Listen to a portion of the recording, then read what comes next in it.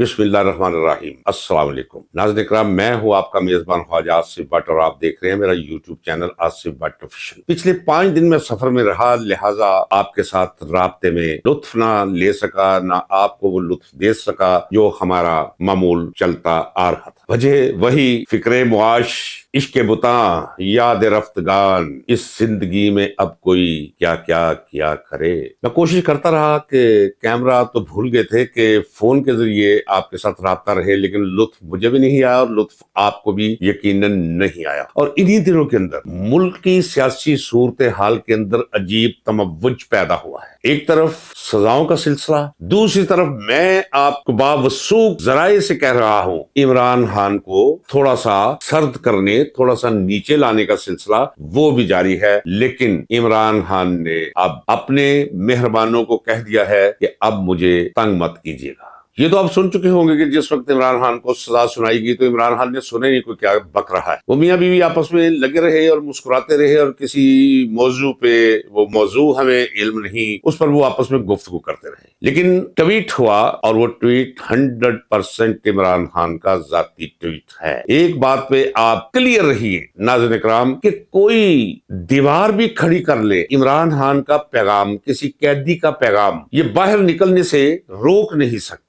वो मैंने मिर्जा मोहम्मद रफी सौदा का आपको एक शेर सुनाया था कि ऐसा कि नाने कुंजे कफस सुबह को सबा सुनती ही जाएगी सुए गुलजार कुछ कहो। हवा की दोष पर भी कैदी पैगाम दे तो पहुंच जाता है। ये कुदरत का फैसला है, ये उसका कानून है, कानून फितरत है। नाज़रीन इकराम, मर्द कलंदर, मुहसिन कौम, एक अजीबो गरीब किस्म की शख्सियत इमरान खान। इमरान खान ने बड़े वाज़ेह और दो टोक और गैर मुबहम अल्फाज में कहा है कि मेरी जिद्दोजहद आजादी या मौत तक जारी रहे। मैं शहादत पाने के लिए ज़हनी तौर पर तैयार हूं। ना सिर्फ ये बल्कि ये भी कह दिया है कि स्ट्रीट एजिटेशन की तैयारी करें। इसकी जिम्मेदारी सौंपी है महमूद इचकज़ई साहब और बिलखसूस वजीर आला KPK सुहेल अफरीदी को। और सुहेल अफरीदी ने काम शुरू कर दिया है। अब आपके जहन में सवाल आ रहा होगा कि पता नहीं ये तहरीक चलेगी या तहरीक नहीं चलेगी। एक बात मैं आपको यहीं पे क्लियर करता चला जाऊं, उसके बाद फिर आगे बढ़ते हैं। याद रखिए, ये कौम जिसने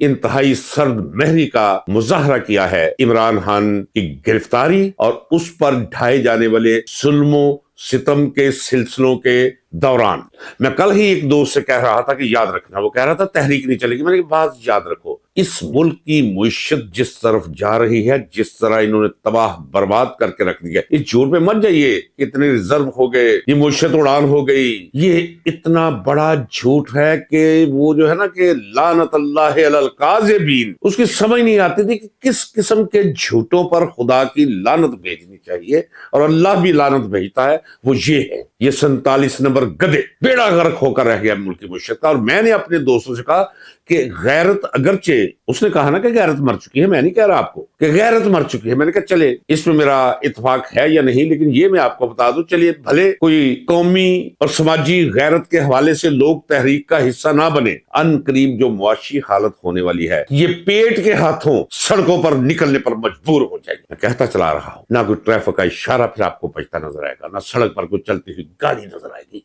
हर तरफ भूखों का गैज और गजब होगा। तो क्या होगा? ये अनार्की, ये वक्त आने वाला है। चूंकि महसूस ये हो रहा है कि जो इस वक्त काबिज हैं रियासत पर, काबिज, उनके एहसास के खाने सर्द हो चुके हैं, जम चुके हैं। मुमकिनात क्या हैं? मुल्क इस वक्त कहां खड़ा है? इमरान खान क्या सोच रहा है और क्या करना चाहता है? और इख्तिदार पर काबिज लोग क्या सोच रहे हैं और क्या रद्देअमल देने की तैयारी में है? ये सारी की सारी एक वीडियो में अलहदा करता हूं, लेकिन आइए जरा हालात हाजरा पर हम जरा नजर दौड़ा रहे। आपने सुन लिया होगा कि अभी खबर आई है हाई कोर्ट से कि chief justice Lahore high court ने पंजाब प्रॉपर्टी ओनरशिप ऑर्डिनेंस उसमें स्टे जारी कर दिया है और फुल बेंच बनाने का हुक्म दे दिया है जो इस मामले को सोचे। और जो रिमार्क्स दिए हैं वो जरा सुन, वो क्या है? नाज़रीन इकराम, ये जाहिल हैं, ये अनपढ़ है। कोई इमरान खान ठीक कहता है कि ये जाहिल तो हैं, लेकिन जाहिलियत दूर करने की भी कोशिश भी नहीं करते। ये ऐसे लगता है जैसे खुदा की तरफ से जिस तरह चीचक किसी के मुंह पर थोप दी जाती है फितरत की तरफ से, इस तरह जहालत इनके मुंह पे थोप दी गई। ये शरीफ खानदान और इनके हवारी और पटवारी ये देखते हैं कि अवाम की तवज्जो हमारी तरफ किस तरह होगी। और किसी ने कह दिया जनाब यहाँ जो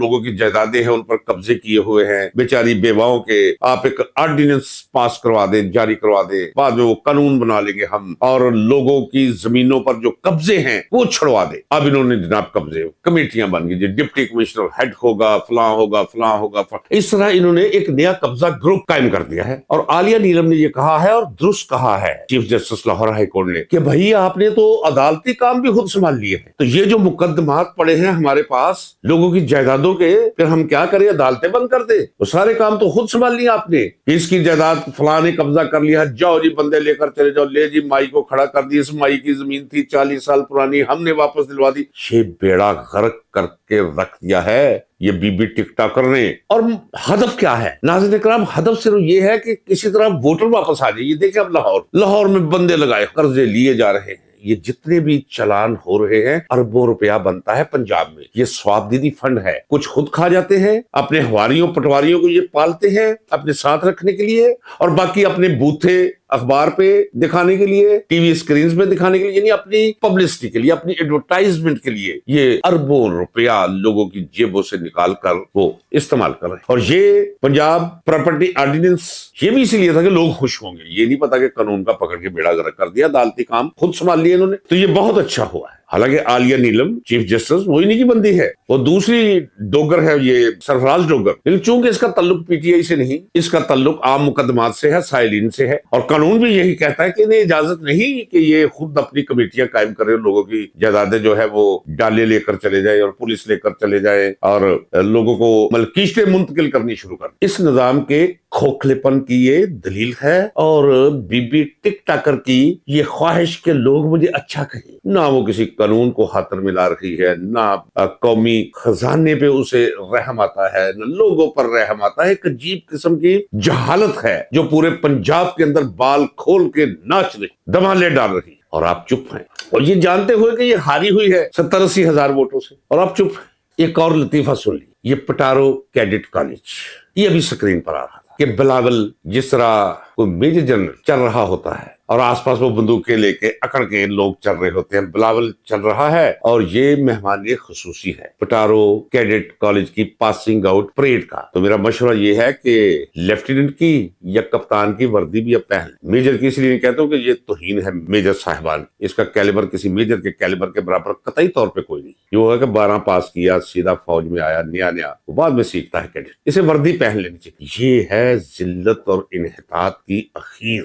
پھر بھی آپ اسے پیپلز پارٹی کہتے ہیں؟ نہیں، پیپلز پارٹی محترمہ بے نظیر کے ساتھ ہی دفن ہوگی تھی۔ توہین کرتے ہیں ہم محترمہ بے نظیر بھٹو کی، ذوالفقار علی بھٹو کی، ان کے خاندان کی جو سارے کا سارا قبرستان میں پہنچا ہوا ہے۔ یہ فقط زرداری لیگ ہے۔ بہن تھی میری، وہ تیسرا بھائی کہا کرتی تھی مجھے، میں نے پہلے بھی کہا تھا کہ بہنوں کے گھر بھی معذور بچے پیدا ہو جاتے ہیں، بلاول ایک معذور بچہ ہے، بیڑا غرق کر کے رکھ دیا ہے۔ انا للہ و انا الیہ راجعون۔ یہ وارداتیوں کی دنیا ہے ناظرین اکرام۔ میں نے دیکھا ہے جتنا کوئی نجیب، جتنا کوئی شریف، جتنا کوئی ایک نمبر، جتنا کوئی سیدھا ہے، وہ خوار اور ذلیل ہو رہا ہے اس معاشرے کے، اور جتنا کوئی اندر سے بے حیا، عزت و شرم سے، اس کے تصور سے آری وارداتیا، اس کے لیے سارے کے سارے راستے کھلے۔ کوئی عجیب قحط ہے، کوئی عجیب زوال ہے، سماجی انحطاط ہے معاشرتی، زندگی کے تمام دائروں کو اپنے گھیرے میں لیا ہوا ہے۔ اعظم نذیر تارڑ یہ کہتا ہے کہ اس وقت مذاکرات کی ضرورت ہے، اس وقت قومی اتفاق رائے کی ضرورت ہے۔ مذاکرات چوروں، اچکوں، ڈاکوؤں، مینڈیٹ کو لوٹنے والوں سے نہیں ہوتے اور نہیں ہونے چاہیے۔ اگر عمران خان یا پی ٹی آئی 47 نمبر گدھوں کے ساتھ مذاکرات کرتی ہے تو سب سے پہلے میں ہوں گا جو آواز اٹھاؤں گا کہ یہ غلط ہے اور اس کے نتائج غلط نکلیں گے۔ رہی بات قومی اتفاق رائے کی، تو قومی اتفاق رائے کی صرف ایک ہی صورت ہے، میں اپنے 55 سالہ سیاسی تجربے کی بنا پر کہتا ہوں، وہ صرف عمران خان ہے۔ واحد بائنڈنگ فورس ہے عمران خان۔ یہ تو کہتے ہیں نا کہ عمران خان سیکیورٹی رسک ہے، میں اللہ کی ذات کو گواہ کر کے علی وجہ البصیرت کہتا ہوں کہ عمران خان واحد علامت ہے قومی سالمیت کی۔ سیکیورٹی رسک وہ ہیں جنہوں نے عمران خان کو اندر قید کر رکھا ہے، جو سزائیں دلوا رہے ہیں وہ سیکیورٹی رسک ہیں اس ریاست کے لیے۔ رانا ثناء اللہ جو علامت ہے، جو مظہر ہے تہذیبی، اخلاقی، سیاسی تباہی اور بربادی کا، وہ کیا کہتا ہے؟ وہ کہتا ہے کہ یہ ملاقاتوں پر پابندی کب اٹھے گی اور یہ تشدد ہماری طرف سے کب بند ہوگا، اس کا تعین इमरान खान और पीटीआई पर मुनस्सर है कि वो कब पुरअमन रास्ता इख्तियार करते हैं। पुरअमन रास्ता इख्तियार करने से मुराद ये है कि हमें तस्लीम करते हैं और फिर तस्लीम करके हमारे साथ बैठते हैं, मुज़ाकरात करते हैं। ये कभी भी नहीं होगा और ना ही ये होना चाहिए। इमरान खान तभी तक अवाम की नजरों में इमरान खान है, आलमी सतह पर इमरान खान है कि जब तक वो डटा हुआ है कि मैं तुम्हारे साथ बात नहीं करूंगा। ये मैं कह रहा हूं अपने 55 साल सियासी तवील तजर्बे की बिना पर कह रहा। कभी कभी इस्तिस्नाई सूरतें पैदा होती है, ये इस्तिस्नाई सूरत हाल है और इमरान खान इसे समझता है। इमरान खान ने इसीलिए तो कहा कि मेरे पास दो ही ऑप्शन है, आजादी या मौत। वो मर जाएगा, उसने फैसला कर लिया है कि इस राह हक में अगर मौत भी आ जाए तो हजारों जिंदगियों से बेहतर है। वो फैसला कर चुका नाज़रीन इकराम। और ये भोजने, ये तार ट्रैक्टर, ये राना सना, वो यूरिनल मेरे शहर का ख्वाजा आसिफ, ये आजम नजीर तारड़, एक FIR का वकील, अदालतों का मुखबर, जमहूरियत का मुखालिफ, अवाम के खिलाफ सीना तान कर नाजायज तौर पर वजूर कानून बनकर उस पर इतराता फिरता। ये तो उनकी हालत है। ख्वाजा रफीक एक शरीफ आदमी था, इज्जतदार और गैरतमंद आदमी था, लेकिन जरूरी नहीं कि औलाद भी वैसी ही निकले। नूह की औलाद कैसी बदबख्त निकल आई। यानी साद रफीक जैसा शख्स जिसने गलियों से कारकुन की हैसियत से अपने बाप के कत्ल के रद्द अमल में सियासत का आगाज किया हो, इज्जत और गैरत तो साथ रहनी चाहिए। पता नहीं किस मजबूरी के तहत आज फिर उसने कह दिया, लबकुशाई की तो ऐसे की कि तकलीफ पहुंचाई हम जैसे लोगों को भी जो उसके बाप की इज्जत करते, इज्जतदार आदमी था। वो कहता जी इमरान खान की जमानत कोई नहीं देता, उसका जामन अल्लाह है, उसे किसी की जमानत की कोई जरूरत नहीं। वो खड़ा है, उसका खड़ा होना, जाओ जाकर जेल में देखो, हमें तो खबर मिलती है उसके लम्हे लम्हे की। जाओ जरा खबर लो जाके, मुंह छुपाते फिरोगे। इतनी वजाहत के साथ, इतनी इस्तकामत के साथ, इतनी जुर्रत के साथ, इतने वकार के साथ वो खड़ा है, डट कर खड़ा है। अपने जूते की नोक पर भी नहीं किसी को रखता कोई जो अपने आप को समझता कि मैं बड़ा कोई ताने हाँ हूं, मैं बड़ा ताकतवर हूं और मेरे पास ताकत का लीवर है। वो नहीं समझता किसी को, उसके नजदीक सिर्फ अल्लाह ताकतवर है।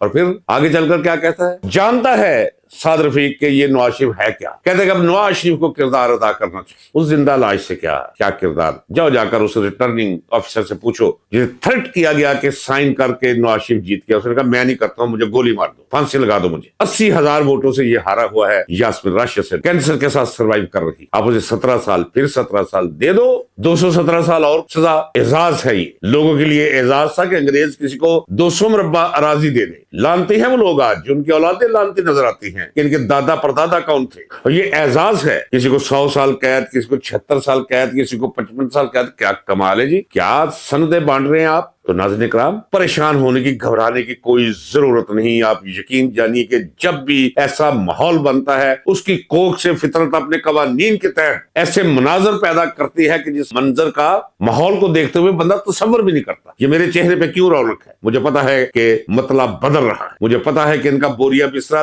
लिपटने को जा रहा है। ये जो भाग दौड़ है इंटरनेशनली, ये क्या है जरा देखिए आगे। जब पहली गोली पाकिस्तानी फौजी चलाएगा किसी फलस्तीनी पर तो उसका रद्द अमल देखिएगा पाकिस्तान में क्या बनता है। और ये वक्त आने वाला है नाज़रीन इकराम, इसी वीडियो का सेकंड पार्ट जरूर देखिएगा। इजाजत दीजिए, मिलते हैं। अल्लाह हाफिज। पाकिस्तान पाइंदाबाद।